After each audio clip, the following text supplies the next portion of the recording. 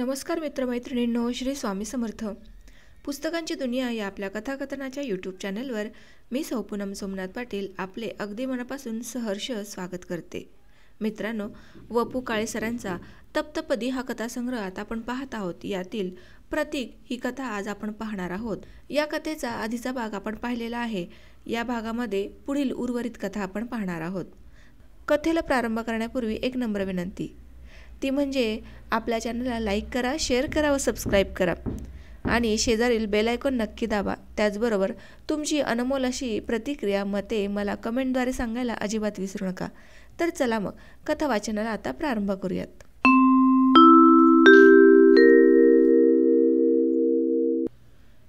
कुपेत हवा तो एकांत मिळाला.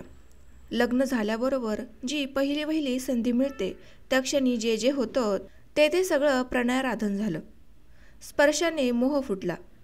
सौरभ बेभान झालाच होता, तरीही सावध असावा. सुजाताचं मन आता तिच्या कण्यात नाही, ह्या जाणीवेनं तो सुखावला. बाईसुद्धा पुरुषासाठी पागल होते हे दर्शन गौरवास्पद होतं. पण नॉट नाऊ. तिने तो दगड का घेतला हे काढून घ्यायचं. रतिसुखापेक्षाही अहंकार श्रेष्ठ. तिच्या पापण्याचं चुंबन घेत ओठातल्या ओठात पुटपुटत सौरभने विचारलं, एक विचारू? हं. तू संपूर्ण माझीच ना? ती जास्त बिलगली. आपण एकमेकांपासून कधी काही लपवायचं नाही. हं. सगळं सांगायचं. हं.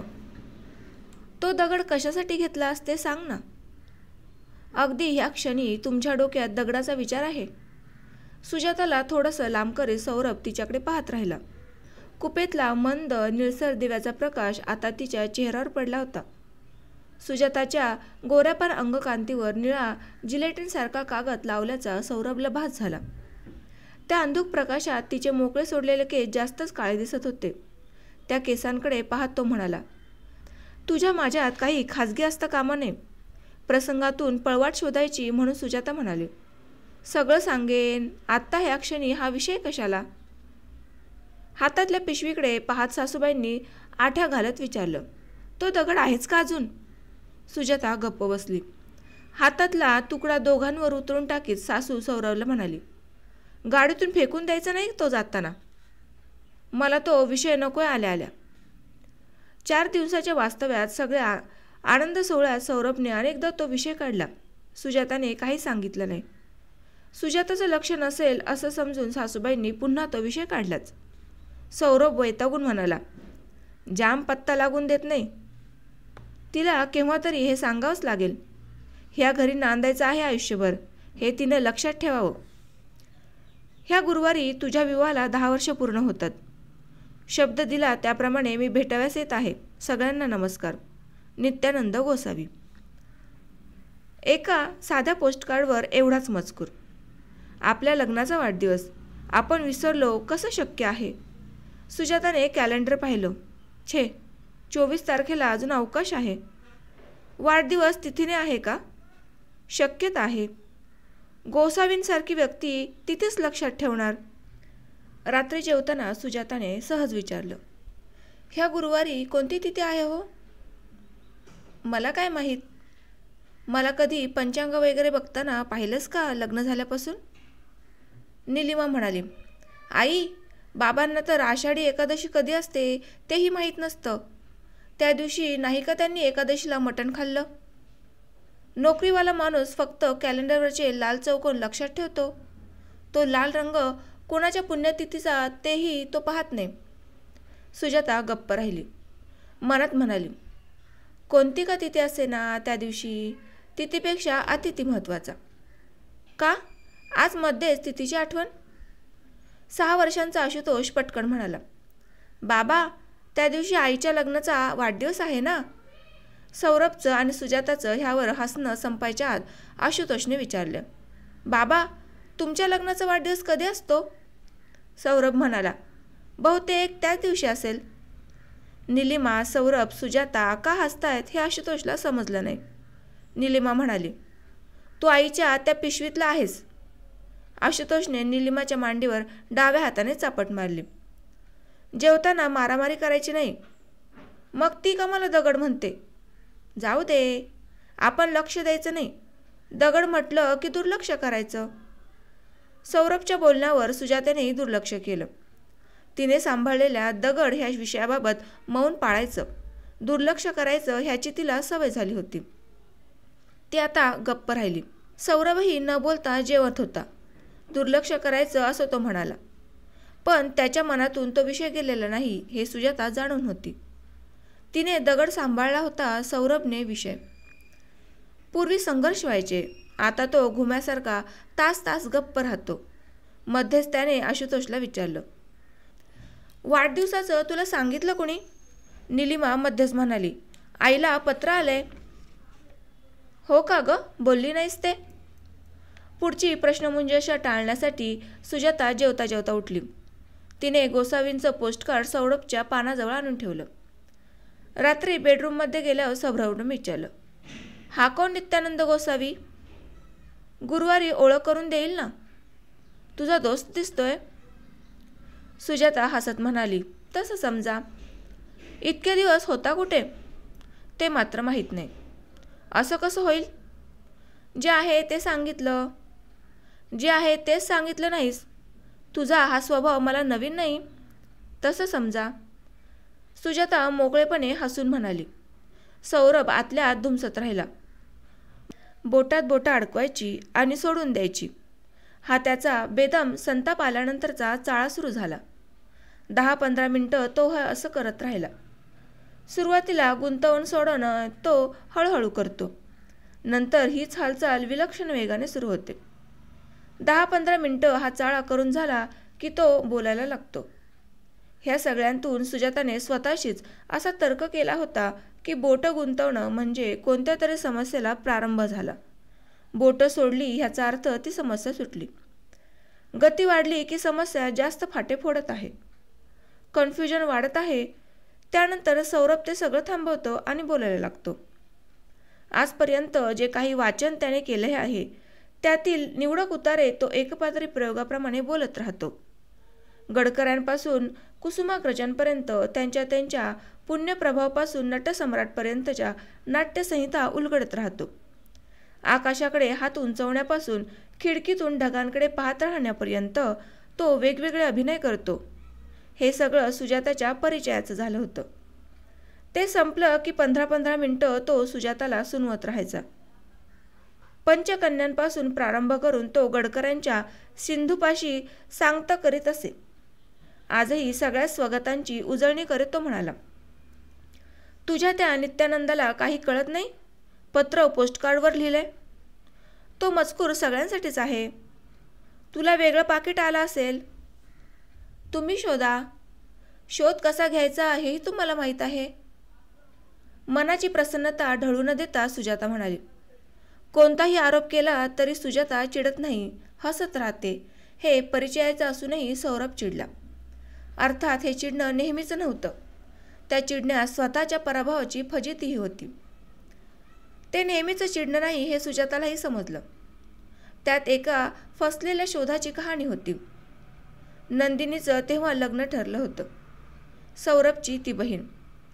मुलगा अमेरिकेत स्थायिक झालेला. मुलगी पसंत करण्याचा सोहळा संपून तो अमेरिकेला गेलेला. लग्न 6 महिन्यांवर आलं होतं. त्या कालावधीत नंदिनीला अमेरिकेतून पत्र आलं. ते पाकिट तिने कात्रीने उघडलं. इतकंच नव्हे तर कापलेली ती बारीक 1/2 इंच रुंदीची पाकिटाची पट्टीही तिने त्याच पाकिटात घातलेली. परदेशी तिकिटाच्या आकर्षणापायी शांतूने ते पाकिट पळवलं आणि नंतर त्यालाच ते सापडेना. नंदिनीने ते पाकिट सापडेपर्यंत जीव गहाण टाकला होता. रात्री ती जेवायला येईना. तेव्हा जेवण बाजूला ठेवून सगळेजण त्या पाकिटाच्या मागे लागले. पत्र महत्त्वाचं. पाकिटात काय आहे एवढं? सौरभने त्रासून विचारलं. शांतू म्हणाला, मावशीला स्टॅम्प हवेत. पाकिट सापडल्यावर त्यात ती कापलेली बारीक पट्टी आहे की नाही तेही नंदिनीने तपासलं. सौरभ हसू लागला. तेव्हा नंदिनी म्हणाले, भावनेचा प्रश्न नाही. पाकिटाच्या ह्या कापलेल्या पट्टीत कसली भावना? सौरभने हेटाळीच्या स्वरात विचारलं. त्या क्षणी नंदिनी म्हणाली, हिम्मत असेल तर त्या दगडी गोळ्यामागे कसल्या भावना आहेत हे तुझ्या बायकोला विचार ना. ते ती सांगत नाही. मग शोधून काढ. ठिणगी ठिणगीच असते. ती कुठे पडते ह्यावर तिचं अस्तित्व टिकतं. पाण्याच्या पृष्ठभागावर पडते ती ज्वालाग्राही साठवणीच्या गुदामात. माणसाचं मनही जलाशयाप्रमाणे शीतल आहे की स्फोटक तंतूंचं गोडाऊन आहे ते ठिणगीशिवाय समजत नाही. संशय, स्पर्धा, द्वेष, मत्सर, क्रोध अशी नाना रूपं ठिणगीला धारण करता येतात. मन इंधनाने तुडुंब भरलेलं असेल तर ठिणगी उग्र रूपाने जगते. मला एकदाच विश्वासात घेऊन सांग, त्या दगडाच्या मागे काही नाजूक भावना आहेत का? सौरभने विचारलं. तुमची शपथ, तसं काही नाही. माझ्या अगोदर कुणी आयुष्यात आलं होतं का? तुमच्याच म्हणण्याप्रमाणे माझ्या तळ्यासारख्या डोळ्यात तुम्हाला आणखी कुणाचं प्रतिबिंब दिसतंय का? सौरभ चिडून म्हणाला. तेव्हा मी तुला ओळखलं नव्हतं. आज ओळखता? हातवारे करीत सौरभ म्हणाला. मी सगळ्याचा छडा लावीन. जो कोणी असेल त्याला मी शोधीनच. तो आरोप सुजाताला असह्य झाला. शेजारच्याच खिडकीत ठेवलेला तो दगड तिने हातात घेतला. मला मारायचा विचार आहे का? मार, असं म्हणत सौरभ जवळ येऊन उभा राहिला. सुजाताच्या डोळ्यात तरारून पाणी आलं. मला ही नाटकं नकोत. सुजाता काही बोलणार होती पण तिने शब्द माघारी फिरवले. तिने फक्त हातातला दगड घट्ट घट्ट धरला. दुसरी कोणतीही प्रतिक्रिया संभवत नव्हती. तिची नजर दगडाकडे वळली. ती शांत झाली. तो दगड जणू तिला म्हणाला, शांत रहा. तुझा नवरा कशाचा छडा लावणार? जे अस्तित्वाचंच नसतं ते गवसतं का? त्या प्रश्नासरशी सुजाता निर्भय झाली. तिला सुरक्षिततेची नवी व्याख्या समजली. निर्भयता म्हणजे सुरक्षितता. सौरभ अजून चिडलेला होता. तो बोटं गुंतीत होता, मोकळी करीत होता. सुजाताच्या गप्प राहण्याने त्याला पुन्हा चेव आला. मला जर काही सापडलं तर ध्यानात ठेव. मी काय वाटेल ते करीन. सुजाता सौरभकडे पाहत राहिली. त्याचवेळी अभावितपणे तिचा हात गळ्यातल्या मंगळसूत्राकडे गेला आणि लगेच आलेल्या दुसऱ्या भावनेने, विचाराने ती अस्वस्थ झाली. मंगळसूत्र वापरणाऱ्या किती स्त्रिया सुरक्षित असतात? एका दगडाने जी निर्भयता शिकवली ती मंगळसूत्राने पटवली का? कॉलेजच्या प्रिन्सिपॉलनी सौरभकडे प्रश्नार्थक नजरेने पाहिलं. सौरभने त्यांच्याकडे सरळ न बघता म्हटलं, I am sorry to disturb you. That's all right, बोला ना. सुजाता लिमये ह्या कॉलेजच्या विद्यार्थिनी आहेत. अर्थात त्यालाही 2 वर्ष झाली. आणि सगळे विद्यार्थी तुमच्या लक्षात राहणं शक्य नाही. जस्ट अ मिनिट, असं म्हणत प्रिन्सिपॉलनी इंटरकॉम उचलला.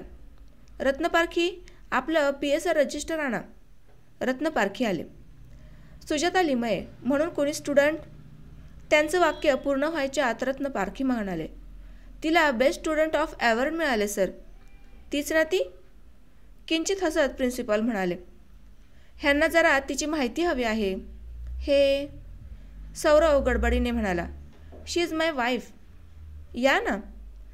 रत्नपारखींबरोबर जाताना सौरव विचारात पडला की नक्की माहिती कोणाला प्रश्न विचारल्याने मिळेल. प्रश्न असा हवा ज्यात आपल्या वृत्तीचं प्रतिबिंब पडणार नाही. रत्नपारखींच्या समोरच्या खुर्चीवर बसेपर्यंत सौरभला योग्य दिशा सापडली होती. संशयासारखा गुरु नाही, निरसनाची वाट तोच दाखवतो. बोला, राठोड नावाचा कुणी मुलगा ह्याच कॉलेजात होता का? रजिस्टर पाहून रत्नपारखी नकारात्मक मान हलवीत म्हणाले, का? आपण ह्याच कॉलेजचे असं त्याने पत्रात लिहिलं होतं. बरं, त्याचा सुजाता लिमयेशी काय संबंध? मला त्या माणसाला धरून पिटायचं आहे. तिच्या संदर्भात त्याने जे लिहिले. रत्नपारखींचा बदलणारा चेहरा पाहून सौरभ गप्प झाला. ते काहीतरी बोलतील असं त्याला वाटलं. ते फक्त पेपरवेट फिरवीत राहिले, पण त्यांचा चेहरा खूपच गंभीर होता. त्यांनी बाळगलेली शांतता सौरभला पेलवेना. सौरभने त्यांना बोलतं करायचं म्हणून विचारलं, तो ह्या कॉलेजचा नव्हताच का? रत्नपारखी म्हणाले, आपण क्षणभर धरून चालू. तो आमचा स्टुडंट होता. मग पुढे? मी पत्ता मिळवून त्याला गाठीन. पुढे? त्याला त्याची जागा दाखवीन. पुढे? रत्नपारखींनी एका सुरात तोच प्रश्न विचारला. त्यात आपल्याबद्दल कीव आहे की चेष्टा की हेटाळणी ह्याचा सौरभला अंदाज येईना. तो अडखळत म्हणाला, कुणाच्याही संसारात विष कालवणारी असली पत्र तो लिहिणार नाही. समाजात एकच राठोड आहे का? जो एक सापडेल त्याला तरी का सोडायचा? माणसं अशाने बदलतात का? सौरभ गप्प बसला. रत्नपारखी हळूहळू थांबत म्हणाले, मला सेवानिवृत्त होऊन 2 वर्ष झाले, पण कॉलेज मला सोडायला तयार नाही. मी इथं आता ऑनररी आहे. अनेक विद्यार्थी पाहिले. सुजाता लिमयेसारखी विद्यार्थिनी अतिदुर्मिळ. निशंक मनाने घरी जा. कसलाही शोध घेऊ नका. पण थोडं वडिलकीच्या नात्याने बोलू का? सौरभने मान हलवली. राठोडचा शोध घेण्यापूर्वी स्वतःचा शोध घ्या. म्हणजे काय करू? व्यक्तीचा शोध घेऊन तो संपत नाही. समाजात हजारो राठोड आहेत. राठोड ही व्यक्ती नाही, ती वृत्ती आहे. एखादा राठोड सापडेलही. त्यांचा हाच व्यवसाय असतो. स्वतःला जे मिळालं नाही ते दुसऱ्याला मिळालं की प्रत्येक्षणी एक एक राठोड जन्माला येतो. ते निनावी पत्र लिहितात आणि तुम्हाला जे सौख्य मिळालं आहे त्याची आणि तुमची फारकत करतात. काही राठोडांजवळ तर नुसती पत्र नसतात, चांगली वर्तमानपत्र असतात. त्यांना भाडोत्री, रिकामटेकडे, प्रतिभा खुंटलेले लेखही मिळतात. प्रत्यक्षातल्या माणसांची नावं बदलून ते कथा कादंबऱ्या लिहितात. अशा सगळ्या माणसांचा नव्हे माकडांचा एकच हेतू असतो, तुमचं सुख ओरबाडणं, तुमचे नातेवाईक तोडणं. अशा माणसांना शोधण्यापेक्षा स्वतःच्या मनातला वणवा शांत करा. आपला दाह नक्की कोणत्या जातीचा आहे ते पहा. तो शोध घ्यायचं ठरवलं तर कुठेही धावाधाव न करता बसल्या ठिकाणी शोध लागेल. वणव्यात 4 बाबळीची झाडं जळाली तरी त्याचं दुःख नाही. जाईजुईंसारख्या वेलींचा कोळसा होतो, ही खरी हानी आहे. आपलं झाड सांभाळा, कारण त्याला बिलगून सुजाता लिमयेसारखी एक वेल आहे. घटकाभर धरून चला, तिचं काहीतरी असेल, पण सध्या ती तुमच्या सोती विळखा घालून आहे. तिला आधार द्या. हजारो राठोडांपासून वाचवा. 2 दिवसांच्या प्रवासानंतर परत आलेल्या सौरभमध्ये खूप फरक पडल्याचं सुजाताला जाणवलं. त्यानंतरचे 8 दिवस खूप आनंदात गेले. एकदा तर एकांतात त्याने तिला मी चुकलो असा कबुली जबाब पण दिला. तो तिला सिनेमाला घेऊन गेला. तिने तेव्हाही ती पिशवी बरोबर घेतली, त्यावर त्याने काही कमेंट केली नाही. इतकंच नव्हे तर मध्येच त्याने ती पिशवी ऑडिटोरियममध्ये जाताना हातातही घेतली. पिक्चरच्याच मूडमध्ये दोघं टॅक्सीत बसली. अर्ध्या वाटेवर आल्यानंतर सुजाताला पिशवीची आठवण झाली. तिने टॅक्सी परत फिरवली. 9चा शो सुरू झाला होता. पर्समधली तिकीटं तिने डोर कीपरला दाखवली. पिशवी हातात देताना तो सौरभला म्हणाला, इसमें तो मामूली दगड है. त्याच टॅक्सीने परत येताना सौरभ एक अक्षरही बोलला नाही. सुजातानं त्याच्या खांद्यावर मान टेकली. त्याने तिला दूर लोटलं. घरात पाऊल पडता सौरभ कडाडला. इथून पुढे तुझ्याबरोबर मी एकाही सिनेमाला येणार नाही, समजलं? सुजाता शांत होती. ह्या एका विषयाबद्दल शांत राहायचं तिच्या अंगवळणी पडलं होतं. तिची शांतता सौरभला सहन न होऊन तो म्हणाला, तुझ्या मनासारखं झालं तेव्हा तू गप्प बसणार हे मला माहीत आहे. मनाचा तोल यत्किंचितही जाऊ न देता सुजाताने विचारलं, मी आता नेहमीच तो दगड जवळ ठेवते, हे तुम्हाला माहीत आहे ना? प्रश्न विचारता विचारता तिने सौरभच्या छातीवर डोकं घुसळल्यासारखं केलं. तिला लांब ढकलीत सौरभ म्हणाला, आणि आमच्यापैकी कुणालाही तुझं हे वागणं पसंत नाही, हे तुला माहीत आहे ना? मी इतकं वाईट वागते का हो? माझ्या अंगात इतर काहीही गुण नाही का? तू देवता आहेस एरवी. आईसुद्धा परवा मामांना सांगत होती, अशी सून मिळायला भाग्य लागतं. मग म्हणूनच हे असले वेळ तुला शोभत नाही. मामाने आईला विचारलं, सायकियाट्रिस्टला का दाखवत नाही? हे एक प्रकारचं ऑब्जेक्शन आहे. ह्याचं प्रमाण वाढत गेलं तर? सौरभसहित सगळ्यांनी एक साधी बाब इतकी ताणलेली पाहून सुजाताला नंतर काही बोलायची इच्छाच उरली नाही. नित्यानंद गोसावी त्यांच्या पत्राप्रमाणे आले. 10 वर्षात त्यांच्यात काहीही फरक पडला नव्हता. ही साधनेची किमया असावी. ते आणखीन भव्य वाटत होते, करारी दिसत होते, पण चेहऱ्यावर सौम्य भाव दिसत होता. सुजाताचा हा मित्र पाहण्यासाठी सौरभने दांडी मारली होती. सांधे दुखत असतानाही पायांना पोलिसांप्रमाणे पट्टे बांधून सासूबाई बाहेरच्या खोलीत येऊन बसल्या होत्या. सौरभने तर मुलांनाही शाळेत जाऊ दिलं नव्हतं. बहिणीला निरोप पाठवून बोलावून घेतलं. भावाला फोन केला होता. आल्या आल्या नित्यानंद म्हणाले, आज तिथीने तुमच्या लग्नाला 10 वर्षे होतात. सुजाताने सगळ्यांचा परिचय करून दिला. एकेकाचे चेहरे उतरत होते. ते गोसावींनी टिपलं.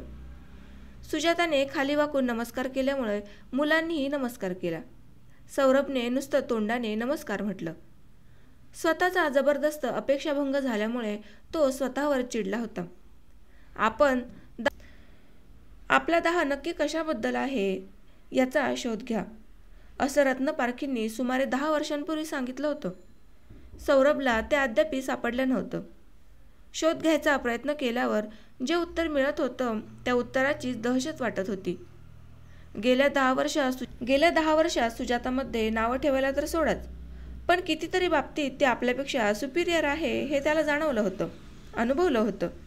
नोकरी आणि द्रव्यार्जन ह्या पलीकडे त्याने विशेष काहीच केलं नव्हतं. सुरुवातीच्या काळात त्याचं वाचन खूप होतं, तेही कालांतराने कमी केलं. तो दगड कसला ह्याचा बायकोने पत्ता लागू दिला नाही याचा त्याला पराभव अपमान वाटत होता.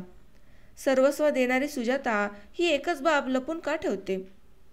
नंदिनी म्हणाली, तसं काही रहस्य असेल का? तसं काही असतं तर ती उदास दिसली असती.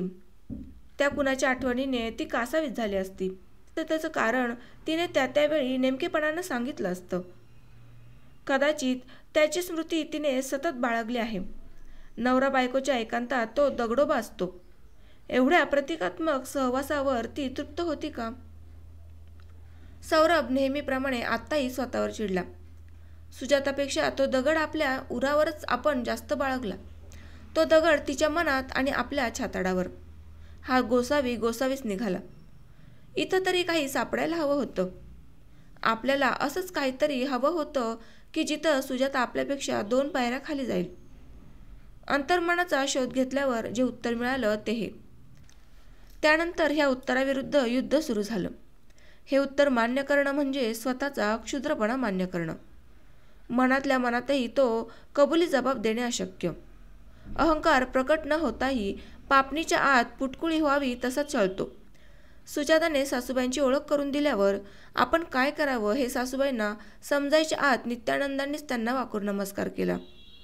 संकोचसुद्धा कुठेतरी एक आनंदाची सर सासूबाईंना झोडपून गेली. आमची ठेव सांभाळली आहे का? नित्यानंदांनी असं विचारताच त्यांना उत्तर न देता सुजाताने तिची पर्स आणली. नित्यानंदांची ठेव तिने त्यांच्यासमोर ठेवली. ती ठेव सांभाळण्यासाठी तिने जेव्हा मोठ्यात मोठी पर्स विकत आणली तेव्हापासून सौरभ त्या पर्सचा उल्लेख सुटकेस असा करीत असे. ते तिला आत्ताही आठवलं. नित्यानंदांनी विचारलं, कशी आहेस? एकदम आनंदात. ह्या वस्तूचा काही त्रास झाला का? मुळीच नाही, मी निर्भय झाले. आणखीन? आणखीन काही नाही. तुम्ही बसा, मी सगळ्यांसाठी चहा आणते. चहा करता करता सगळ्या आठवणी पिंगा घालू लागल्या. नित्यानंदांना काय सांगणार? साळसूत चेहरा करून वावरणाऱ्या सौरभच्या ह्याच भावाने संधी साधून एकदा खांद्यावर हात ठेवला. आपला हात टेबलावरच्या दगडाकडे गेल्यावर तो मागे सरकला. 8 दिवस त्याने नजरेला नजर दिली नाही आणि जेव्हा बघितलं तेव्हा नजरेनंच कुणाला सांगू नका हे विनवण्यासाठी. पार्टी, ट्रीप, पिकनिक, नाटक, सिनेमा ह्यांपैकी कुठेही जाताना तो दगड बरोबर घेणार असशील तर प्रोग्रॅम कॅन्सल असं म्हणून हे सगळं रद्द करणारा सौरभ त्यापायी संघर्ष. कोणत्याही विषयावरून घरात वादविवाद, चर्चा, संघर्ष, भांडणं झालं तर त्याचा संबंध आणि शेवट ह्या दगडापाशी करायची सगळ्यांची रीत. घरी प्रथमच येणाऱ्या पाहुण्याला घर दाखवून झालं की सासूबाईंनी तो दगड बघायला मागायचा. पाहुण्यांची चौकशी झाली की हसून टिंगल टवाळी करायची असे सगळे प्रसंग. बाळंतपणाच्या वेळी जेव्हा मॅटर्निटी होममध्येही आपण तो दगड नेला होता तेव्हा प्रत्यक्ष एका सायकियाट्रिस्टला पाठवून सौरभने घेतलेली परीक्षा. दोन्ही मुलांपैकी एकाही मुलाला सौरभने फिरायला नेताना कडेवर घेतलं नाही. त्यामुळं जड पर्स आणि कडेवर सुद्धा मूल अशी सांभाळताना भरून आलेले हात. वडिलांच्या सुरात सुरू मिसळून त्या दगडावरून टिंगल चेष्टा करण्याचे सौरभने मुलांना दिलेले धडे. काय काय आठवायचं? किती किती सांगायचं आणि कसं सांगायचं. तो दगड तुम्ही सुजाताला दिला होतात का? सासूबाईंनी विचारलं. गोसावींनी हसून मान हलवली.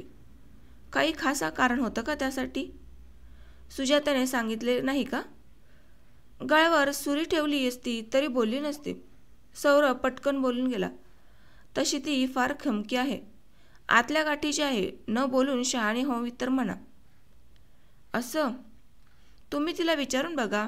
आता हेच पहा ना, हा दगड तुम्ही तिला दिलात, हे आत लपवण्यासारखं काही तसं होतं का? ती माझीच होती. का बरं? आम्हाला सांगण्यासारखं असेल? जरूर सांगतो. सुजाताने मला संसार यशस्वी होईल असा आशीर्वाद द्या म्हणून सांगितलं होतं, तेव्हा आम्ही तिला हा दगड दिला. सौरभ पटकन म्हणाला. आम्ही काय काय तर्क केले. मी तर एकदा तो फेकूनही दिला होता, पण तिने तो आणला. सुजाताची प्रतिक्रिया. प्रथम संघर्ष झाले, पण गेल्या 5-6 वर्षात भांडणं नाही झाली. सासूबाई पटकन म्हणाल्या. भांडणं नाही म्हणजे काय? तुम्ही आकाश पातळ एक करा, ती गप्प राहते. नुसती गप्प नाही, गालातल्या गालात हसत राहते. सौरभने हेही तक्रारीच्या स्वरात सांगितल्यावर गोसावी म्हणाले. माझा प्रयोग यशस्वी झाला म्हणायचा. कसला प्रयोग? खूप गंभीर होत गोसावी म्हणाले. तुम्ही कुणीही वाईट वाटून घेऊ नका, रागवू नका. इतकं बोलून मुलांकडे पाहून ते म्हणाले. बाबा लोक, तुम्ही पळा आता. मुलं गेल्यावर गोसावी सांगू लागले. 100पैकी 99 कुटुंबातून ह्याच कहाण्या घडतात. म्हणूनच सगळी सुबत्ता असून नजर लागेल अशी परिस्थिती असूनही माणसं चिंतेत असतात. थोडा वेळ थांबून सौरभ आणि सौरभच्या आईकडे आळीपाळीने पाहत नित्यानंद म्हणाले. घरात संसारात येणाऱ्या नव्या व्यक्तीकडे म्हणजेच सुनेकडे बघताना सून किंवा बायको किंवा वहिनी म्हणा, भावजाई म्हणा, जे नातं असेल ते प्रत्येकजण एक इमेज तयार करतो. ती इमेज तयार करताना त्या मुलीच्या वागणुकीचा, हावभावांचा एखादा कॅमेऱ्यासारखा फोटो घेतला जातो. तिच्या अंतर्मनाचा शोध घेऊन कोणत्याही कृतीमागची संवेदना कुणीही जाणून घेत नाही. प्रत्येकाचं स्वतःने तयार केलेल्या इमेजवर प्रेम असतं. त्या प्रेमापायी प्रत्यक्ष वावरणारी व्यक्ती उद्ध्वस्त झाली तरी फिकीर नाही, पण स्वतः तयार केलेली चुकीची प्रतिमा अभंग राहील अशी धडपड कुटुंबातील माणसं करतात. कारण त्यांनी निर्माण केलेली प्रतिमा खोटी निघाली तर त्यांच्या स्वतःच्या भूमिकेला तडे जातील, ते स्वतः उद्ध्वस्त होतील अशी त्यांना भीती वाटते. ही माणसं भ्याड असतात, क्रियाशून्य असतात. क्रियाशून्य माणसं खूपदा इतरांचं कर्तृत्व अमान्य करतात. अशी माणसं कळप करून जगतात आणि सतत कार्यरत असणारा माणूस चुकतो कधी याची वाट पाहत असतात. दुर्दैवाने जराशी कर्तृत्वशून्य साथ आणि आळसापायी आयुष्य, तारुण्य अशा घालवणारी संतती वाट्याला आली तर एखाद्या बाणेदार स्त्रीने काय करावे? अशा नादान माणसांसाठी तिला आयुष्यभर खपावं लागतं. अशी ती राब राबते. पण हे करताना तिला प्रक्षोभ आवरता येत नाही. ती वाकताण करते आणि श्रेय गमावते. सुजाताच्या बाबतीत मला तिची करिअर, तिची स्वप्न, तिचा आशावाद ह्यांची साधारण कल्पना होती. अन्यायाविरुद्ध चवताळणारं तिचं मन मला माहीत होतं. म्हणूनच मी तिला तो दगड सांभाळायला दिला. कशासाठी ते अजून माझ्या बाई लक्षात आलं नाही. सासूबाईंनी मान्य केलं. नित्यानंद म्हणाले. सुजाता भाग्यवान आहे. तिला चांगलं सासर मिळालं आहे हे मला माहीत आहे. मी लांबून चौकशी करीत होतो. ह्या दगडापायी तुमच्यात पराकोटीची मोडतोड झाली असती तर मी अगोदरच भेटलो असतो. तुमच्या प्रतिक्रियाही मानवी स्वभावाला अनुसरण होत्या. हे नव्या घरात प्रवेश करणाऱ्या मुलीला आकलन होत नाही. शब्दाने शब्द वाढतो. संयमाचं महत्त्व पटवण्याचा हा माझा प्रयोग होता. आपलं नाणं ठणठणीत आहे हे मला माहीत होतं. म्हणून सुजाता निर्भय होती. निर्भय मन शांत असतं. सुजाता चहाचे कप घेऊन बाहेर आली तर सगळे गप्प होते. सौरभ आणि सौरभचा परिवार आतून अस्वस्थ होता.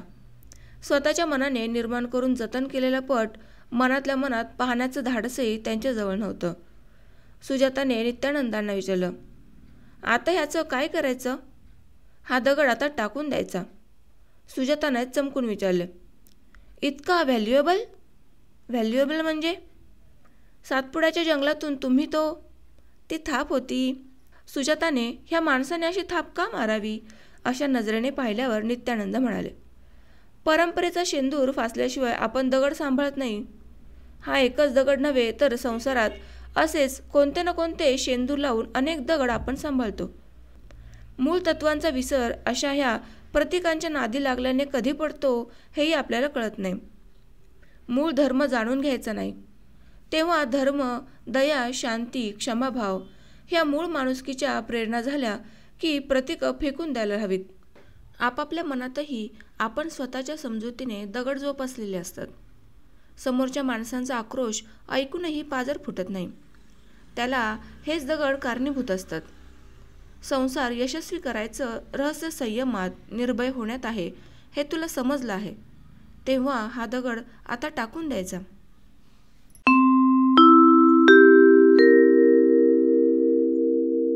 तर मित्रांनो, वपू काळे सरांच्या तप्तपदी या कथासंग्रहातील प्रतीक ही कथा आज येथे समाप्त झाली.